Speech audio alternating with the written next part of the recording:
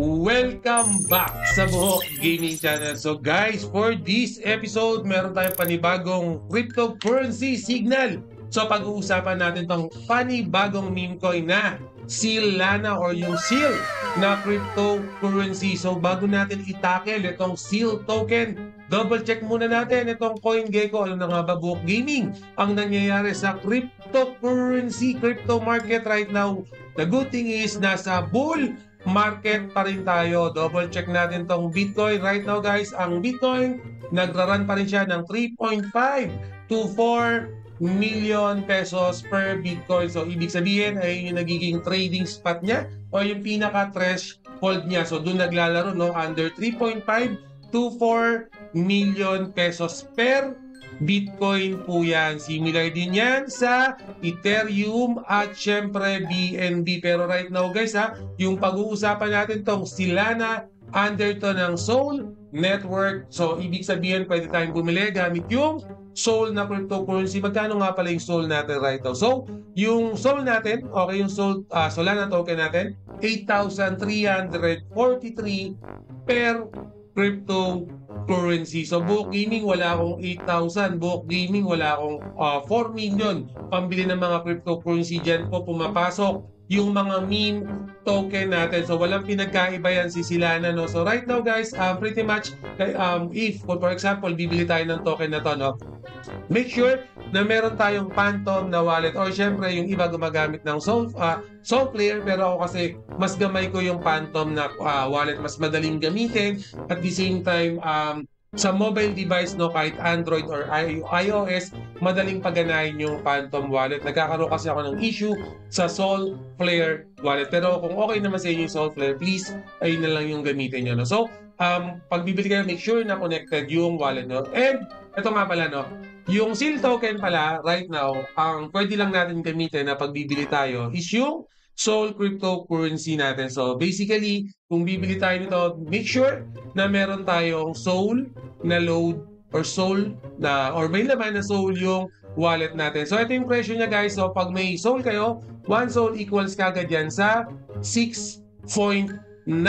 Okay, 6.9 or 6.9 thousand SEAL token. Ganun lang po ang dami na yan. 6.9 na kagad isang Sol lang. Pero hindi naman necessarily na kailangan mong gamitin, no, yung 1 Sol lang. Kahit fraction lang, kahit for example 500 pesos lang, 1,000 pesos, magkakaroon ka na ng SEAL token. Hindi pa naman yan ganyang kamahal, no. So si Solana, as mentioned, meme token siya. Buhok Gaming, saan nga pala pumapasok yung mga meme token pagdating sa mga bull run, okay? So, pag nag-bull run na kasi guys, basically lahat ng token kasi tumataas, okay? So, yung mga buyers natin, kahit mga whale, kahit mga fairy na tinatawag natin na investors, okay, pag nagbibili yan na yan, definitely pag tumaas na lahat ng cryptocurrency, ang next target na kagad yan, yung mga meme token. So kung mapapansin nyo dito sa Buhok Gaming, nagpo-provide tayo ng mga signals. Okay, itong mga signal na yan, more or less, kung hindi altcoin meme token yan or yung mga cryptocurrency na galing sa NFTs or even sa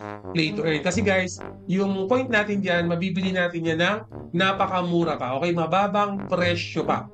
Okay, kumbaga hindi pa ganun kamahal. As mentioned, as low as 500 pesos, several cryptocurrency, several meme token na yung mabibili mo. For example, dito sa Sol, yung 1,000 mo, ilang SEAL token na yung mabibili mo kagad, no? 500 to 1,000 pesos lang. For example, kung may sobra kang 500 or 1,000 pesos, walang problema, pwede kang bumili ng SEAL token. Kasi nga, yung meme token na yan, once nagtaasan na yung presyo, yan na yung mga nakaabang, okay? Ano yan follow the leader, alright? Pag tumaas si Bitcoin, lahat yan magsusunuran. Okay, pag bumaba si Bitcoin, lahat din yan magbababaan. Pero as mentioned kanina, pinakita ko yung market natin today. Okay, nasa average tayo. Although, for the last 3 years, no, ang all-time high lang ni Bitcoin is 3.2. Okay, pero ngayon yung 3.5 average na lang siya. Okay, hindi na yan yung all-time high, average lang siya ng trading volume para kay Bitcoin. Ibig sabihin lang napakataas na ng nilift ng cryptocurrency market natin right now. Okay? So, yun, kanina pinakita ko sa inyo kung paano bumili ng SEAL token dito sa Solana. Pretty much straightforward lang. Kailangan nyo lang ng wallet para mabili yun. At the same time, kahit mobile device nga pala guys, pwede nyong gamitin para makapagbenta kayo, mabili nyo itong si Solana. At the same time guys, yung wallet niya nga pala nandito na, pwede kayong mag-transfer directly para wala ng gas fee. Pero hindi ko nire-recommend yung transfer. Mas maganda talaga gumamit kayo ng wallet. Bumili kayo mismo dito sa platform nila para pag nagka-TGE na, mas madali nyo makukuha kasi system generated. At the same time, dadaan talaga siya sa blockchain. Makikita yung transaction na binili nyo. So mas maganda guys, dito na kayo sa website, bumili na lang. Okay? So, siguro interested kayo bumili ng SEAL token dito sa Solana, make sure na mag-follow na rin kayo sa Twitter page nila. Kasi guys, dito sa Twitter page nila, nung binabasa ko kanina, although bago pa lang itong meme token na to, madami na rin silang followers for this cryptocurrency. At the same time guys, yung advantage kasi, pag nag-join kayo sa mga social media page nila, for example, yung Solana Twitter page, yung mga airdrops, yung mga giveaways, yung mga pa-event nila, dito nila pinapost no, sa Twitter page nila. Okay, so ako lagi ko pa ulit-ulit sinasabi, I highly suggest na mag-join din kayo sa lahat ng social media page nila. Ganito kasi ang guys pag pumasok na kayo dito sa cryptocurrency, okay, definitely kailangan, ito yung mga tools na kailangan nyo definitely kailangan nyo ng X, no, o yung previously Twitter, kailangan nyo ng Discord, kailangan nyo ng Telegram. Okay, so tatlong main application lang naman yan. Book Gaming, Telegram, X, pati yung Discord. Okay? Yung tatlong application kasi na yan guys, internationally, yan yung mga ginagamit. No? So kung sa Pilipinas, madalas natin ginagamit is Facebook and TikTok. Alright? Sa kanila kasi guys, yung tatlong application na nabanggit ko, yun yung lagi nilang ginagamit. So, for example, may mga channel sila, may mga event sila. Basically, doon nyo sila makikita sa mga platform na yun. So, either X, either Telegram, either Discord, doon sila nagpapa-event, doon sila nagpapa-giveaways. Bakit ko kayo pinupush na sumali dyan? Kasi guys, itong mga company na to, okay, madaming pera yan. Okay, marami silang pamigay, madami silang pwedeng pamigay sa inyo. Ang kailangan lang is yung participation nyo.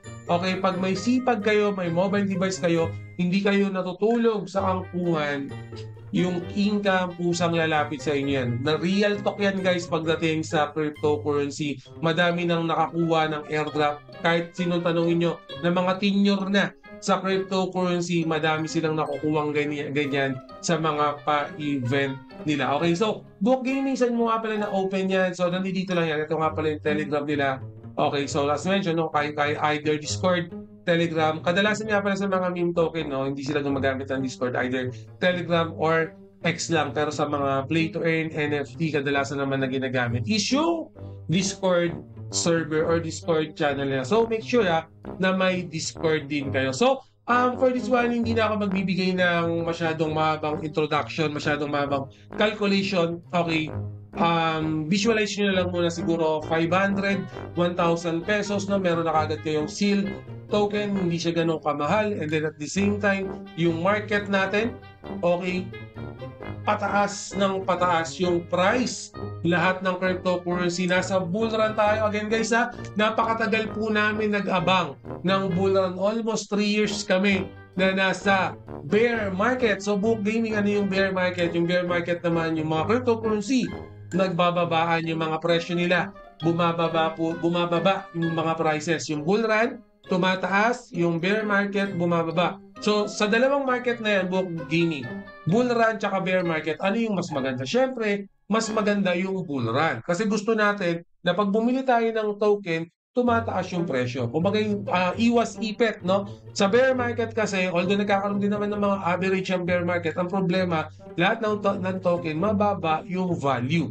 Okay, so as an investor, okay, as a businessman na rin, pag bibili ka, ang gusto natin lagi, syempre, yung pataas ng pataas yung presyo. Okay, yun lang naman yun. Ayun yung gusto kong sabihin sa inyo. So, visualize nyo na lang yan guys bull run tayo, yung SEAL token, itong Solana token, mura pa yung presyo. Okay? And then, syempre, pag bull run, as sinabi ko kanina, tumataas yung Bitcoin. Definitely, ang susunod na tataas dyan, yung mga meme token natin or mga meme cryptocurrency. Alright? So, kung interested kayo kay Solana, yung link niyan nasa description.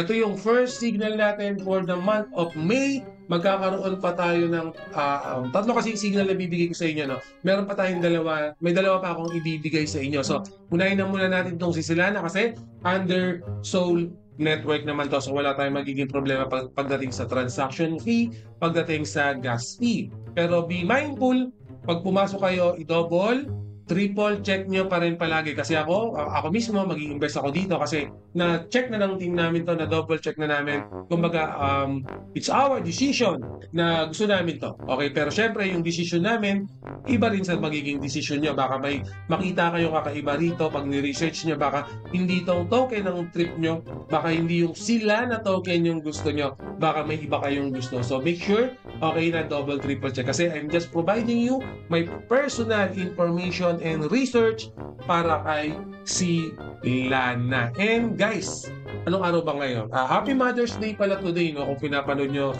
ng May 12 to, no? So anyway, always remember, Buhok Gaming loves you all. See you again in my next video. Salamat. Mwah!